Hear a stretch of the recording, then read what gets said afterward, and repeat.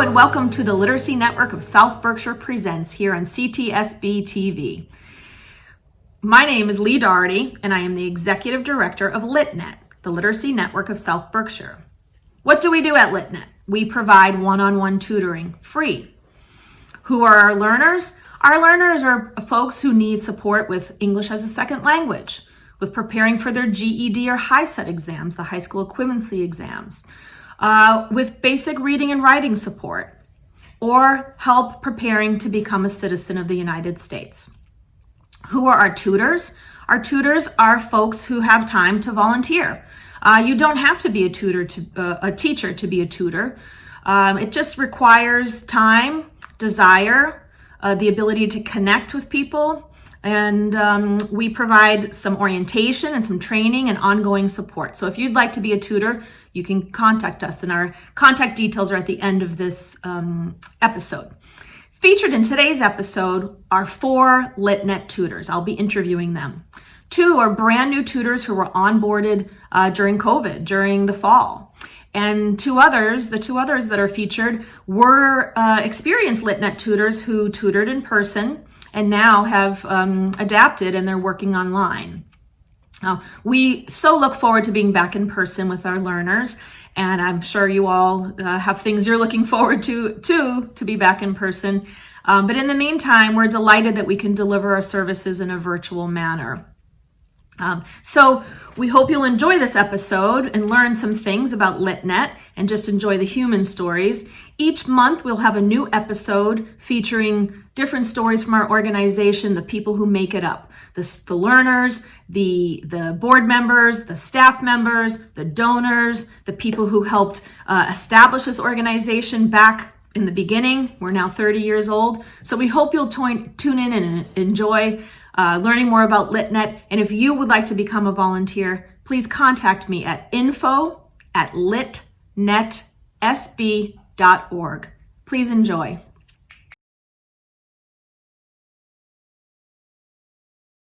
Okay, welcome. So today we have 4 LitNet tutors with us to tell us more about their experience of being a tutor with LitNet. We have 2 experienced tutors, experience with LitNet, and 2 tutors that joined us just in the fall when we've been online. So I'm going to go around and have the tutors just introduce themselves and tell about the type of student that they're working with for LitNet. So Val, let's start with you.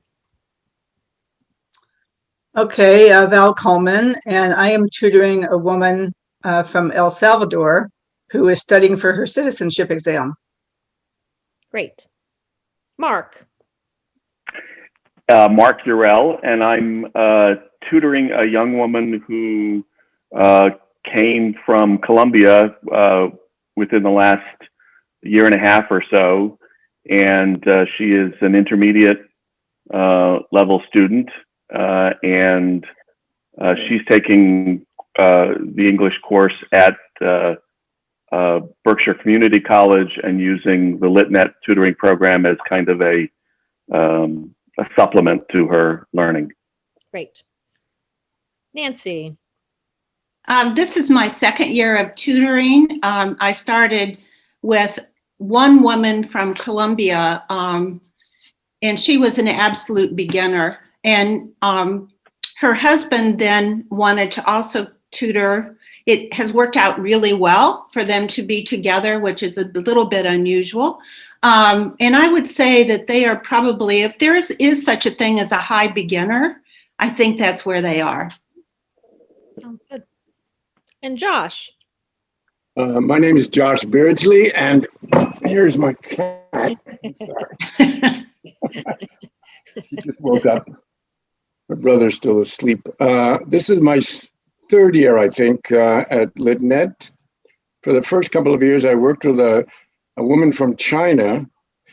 When I first interviewed her, I thought she was a waitress at the Shiho restaurant in Great Barrington. It turns out she owns the restaurant with her husband. She's the cook. She has 2 sons in middle school. She runs her house.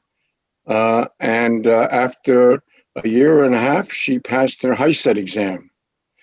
The math I learned a lot from her, and she went right through it and then joined BCC. She worked on the AccuPlacer test, and she got from a 2 essay to a 5. So she was able to pass out of one of the requirements. And I just heard yesterday, she got an A in biology and an A in the English course at BCC. So that was really gratifying. And my current student is a young woman with a 2.5-year-old son. She seems to be a single parent. And she wants to get her high school diploma. Excellent. And she is very busy and does not like the working online. Mm-hmm. But we're doing our best. We're working over the telephone, and she is moving along, and hopefully we'll start taking some of the tests at BCC to qualify for her HiSET. Excellent. So we have intermediate. Oh, she's from Ecuador. I forgot to say that. From Ecuador. So we have some intermediate students, beginner students, citizenship prep, HiSET, GED. So it represents a lot of the different services that we offer here at LitNet. Mark, you joined us as a new tutor just this fall during the pandemic. What made you decide to become a LitNet tutor? So I'm a recent addition to LitNet, but I had some tutoring experience previously. I lived in New Jersey and was working full-time and had been looking for an opportunity to volunteer, and was trying to think of an area where I felt that I could make a contribution.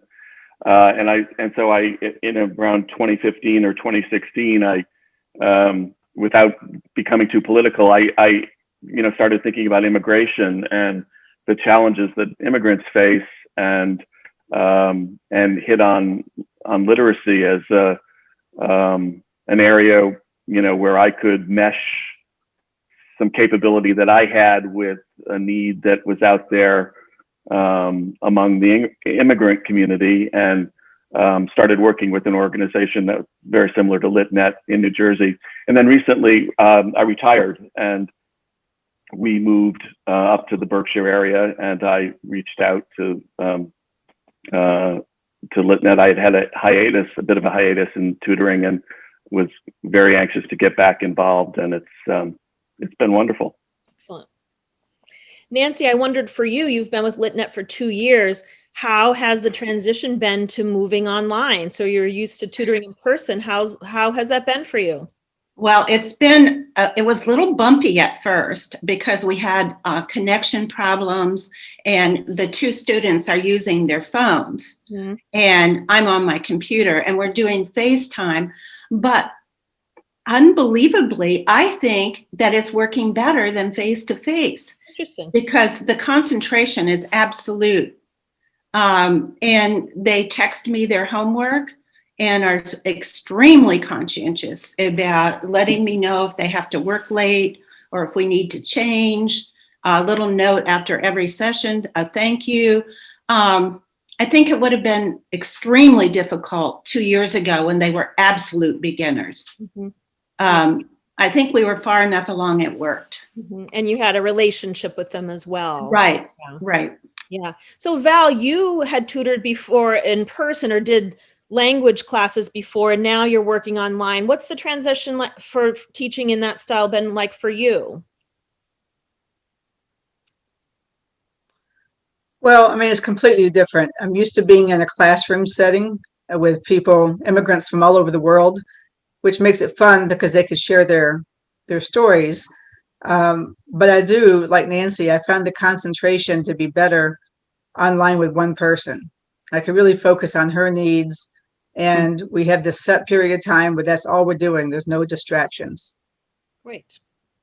Josh, can you tell, in your 3 years, do you have a challenge that you can think of that you faced and how you resolved it? Like something that happened with a learner, or I don't know, anything in your tutoring a challenge that has been resolved? Well, my experience has pretty much been the same as Nancy and Val's, because the young woman I'm tutoring now, she really was uncomfortable with online working. She keeps saying that. But on the other hand, it's very concentrated and focused. And to sort of mitigate some of the concerns, I went to her place of work. I think her mother runs a barber shop in Great Barrington, the one across from Ward's Nursery. Yes. And we met there, and I'm lucky because I have a lot of structured materials. And then I've purchased materials online. And so the course of study is very direct and prescribed, and it helps us, focus day to day. We tried to do it FaceTime, but communication didn't seem to work, and there were distractions. So it seemed to be better on the phone. Nice. And so she has, definite homework to do every week. Twice a week, we meet on Tuesdays and Fridays. She sends in the homework the day before and gets corrected, and then we go over it. So it's a step-by-step approach that seems to get us both focusing on what she needs to do, which is to pass these HiSET tests. Oh, great. This is a question for all of you. So whoever would like to chime in, can you think of an example of a time that you felt like your role as a tutor mattered? Like you got off of a session, you felt really proud, or you really felt like this is making a difference. Does anybody have a story to share on that front? Well, I think I do. Because I'm teaching civics, basically, for my citizenship learner, this has been a fantastic time to see real life examples of why the laws we have were created. Mm-hmm. She watches the news. She texts me during the news. I'm able to relate it back to the material about the three branches of government and the abuse of power. So we have a lot of real life stuff to talk about in relation to what she's learning. That's great. Other examples, or a time that you did something that felt like it mattered, like your tutoring matters, it's making a difference? I had a recent experience with my student who is actually participating, or was participating in a program in Berkshire County aimed at helping young recent high school and young college students explore possible careers in the technology field. And she was in a class of about 30 people, the only non-English speaker in that class. And the course was coming to its end, and the final project was a group project that she was participating in as part of a team of 5 students. And she had a particular role in the presentation, and she brought it up to me that she was working on it, and she was obviously quite nervous about getting up in front of class. I think she's been used to kind of sitting in her classes and drinking in rather than actively participating. And so we spent one of our sessions before her presentation looking at the slide that she was responsible for helping put together and polish the slide a bit, going through her script that she was preparing to present the slide, and really building her confidence, because that's such a big part of it for these people whose English is limited, to make them feel like, it's okay to speak, it's okay to make mistakes, it's okay to be a learner. And anyway, she ended up, we obviously had a follow-up the next week and talked about it, and it went really well, and she got lots of great feedback. And that's great. She was particularly proud of the fact that she had spoken up and had an active participant equal to her other team members. And it was just a one thing that it was completely off curriculum, but it was something that came up in her life as we were working together, that provided an opportunity for, more enhanced, kind of more real life learning for her, and that was great. Right. I have two examples, one big one and a very teeny one. Wei, my first student, when she got her high set, she was looking to get a degree in accounting or something like that at BCC, and that really made me not excited. And now she's switched, and she wants to be a physical therapist, and that really makes me much more comfortable. And the young woman who's working on her high set, she doesn't have any confidence whatsoever, and just translating or not translating, just defining words when we go along and do reading, and she gets the word, and it gets me so excited. My wife downstairs, she says, "Oh my God, what are you so excited about?" Well, she got this word right. It was so fantastic. I can't remember what it was, but that really makes you feel good, and she feels good. And then the last exam, she's in the 70% area, and that's passing. So she's been very reluctant to reach out to the woman at BCC who organizes the exams, but I think by the end of the month she's going to set up some times for her to do it, and then we'll see what happens. But that's been very exciting to me, and I think it matters to her that she's getting some confidence. Yeah, that's great. So if you met someone who was curious about becoming a tutor, how might you persuade them that this is something worth doing? What advice would you have, or what? Imagine you're at a cocktail party, like in person, and you look great. You're dressed up, real life. That's old age we're talking about. Yeah, really. Okay, imagine you're on Zoom and everyone's in their pajamas and you're drinking coffee at home. I have talked to people about becoming a tutor, and the first response I get sometimes is, "I would love to do it, but I don't know Spanish, or I don't know whatever language they think they would need to know. I've never been a teacher." And I would like to really encourage people that if you love people and you're patient and you can use materials, you can do it. And it's so rewarding in terms of getting to know really good, hardworking people. And as Mark alluded to earlier, making immigrants comfortable. And my students have really found the Berkshires to be a safe and patient place. They absolutely love it here. And last Monday, our last tutoring session, we had a little bit of a breakthrough in that I've finally gotten them to start Duolingo. And I'm on day 268 today of Spanish Duolingo. But what has helped is last time, one of the students couldn't think of words, and I said, "Just say it to me in Spanish." And so we went very slowly, and I could figure out what he was trying to say. And so he wanted to know how to say it in English, and I told him. He repeated it. And so I said, "I'm going to say it in Spanish." He thought it was hilarious how I said it. But, that was good. He could teach me, and it certainly put the shoe on the other foot for me. Yeah. Interesting.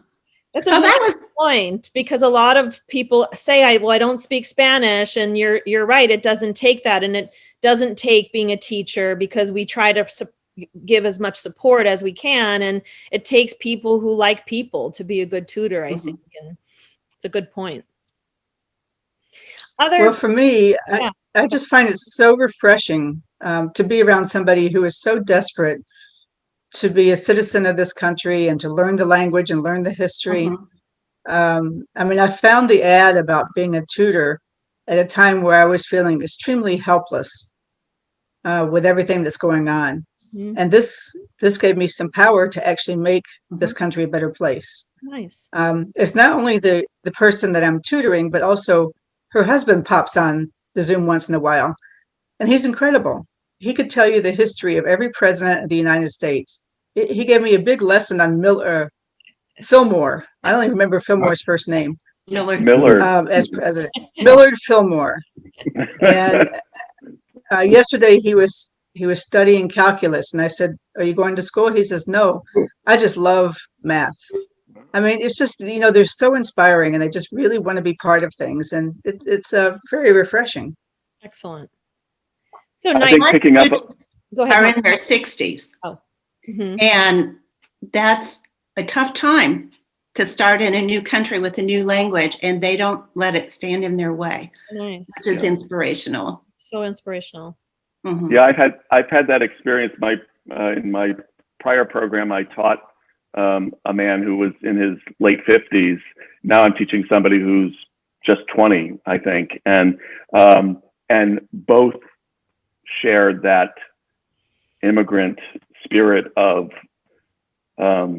Val described it as sort of desperate, and I think that's right. It's a kind of, but in a good way, kind of a real desire to participate, make a contribution, work hard, learn what they can, and in the case of my older student, make a better life for his family.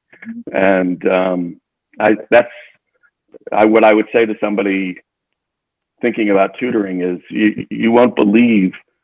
I mean, you'll understand what contribution you're making to your student, but you won't believe how much more you get back in return. It's so extremely rewarding working with these people. And as Val said, it's empowering. You feel like you're, instead of sitting and ruminating about the world as it exists today, you're actually doing something to make a life better, and by extension, other lives, because as Val was saying, that student's husband pops on my student's mom pops on the screen periodically, and we have a chance to check in and say hello. And so it's just a great thing. It's a great thing.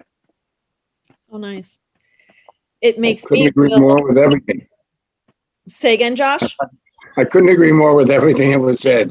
If you really want to be around people who are working hard or conscientious, who can teach you things, it's fun and rewarding at the same time. Thank you. It makes me feel really just grateful to be part of the organization, and grateful to you all, the four of you and all of the tutors, because LitNet could not exist without you. We are you. The tutors make us who we are, and the learners. Something just exciting to share with all of you is that typically we have 125 to 150 learner pairs, tutor and learner pairs that are up and active. And right now we have 90. So in the face of the pandemic, that's amazing. That's really, truly amazing. And Josh and Nancy, you participated in our distance learning initiative where we got some data on could this work out. And Mark and Val came on board when this is all you know of LitNet. So it's really, 90 tutors and learners are working in a virtual manner right now. And I have more students to pair. I have tutors that are coming to us that I'm about to train. So it's really remarkable to hear just from the four of you why you do this and how it's going for you, and it's inspiring. So I just wanted to thank you on behalf of LitNet for speaking from the tutor point of view. And before we close, I didn't know if you had any final stories or example or something you'd like to share. I just want to say, They all want to speak. to any tutor that's out there and who's worried about doing this, I was a little concerned about the support I would get. And within the first week, I said, Lee, who can I talk to? And she paired me up right away with an experienced tutor who was teaching citizenship. And now she and we email each other about different things, and, a seminar we took together. So the support is there. You're not on your own. That's great. Good.